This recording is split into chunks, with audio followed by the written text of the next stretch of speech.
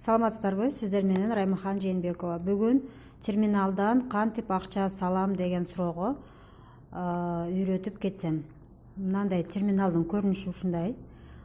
Мобильник банктарда болот, магазиндерде, супермаркеттерде ушундай келгенде бүт услугалар бар. Ушул жерде другие услуги дегенде басабыз. Мисалы азыркы терминалым мобильник. Другие услугини басам. Мына Фаберлик деп өзү чыгып калды. Фаберлик деген сөздү басам. Регистрационный номер терем. Кимге акча салган болсом, ошол регистрационный номерин терем. 702 азыркы учурда 316 261. Далее деп басам. Текшериңиз деп суранып атат. Туура. Текшергенде деле фамилиясы чыгыш керек. Эркинбаева Бегайым. Туура Эркинбаева Бегайымга акча салам. Ондай акча салчу жер бар.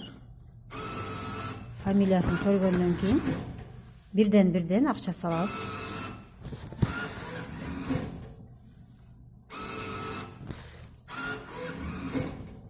Эгер 20 сомдук акчалар же 50 сомдук акчалар жок болуп калса, купюра ашыкча 50 сомдук, 100 сомдук салып койсоңуздар деле эч нерсе эмес. Ал деген счетто тура берет. Фаберлик керектүү услугасын алып калат, калганы счетто тура берет.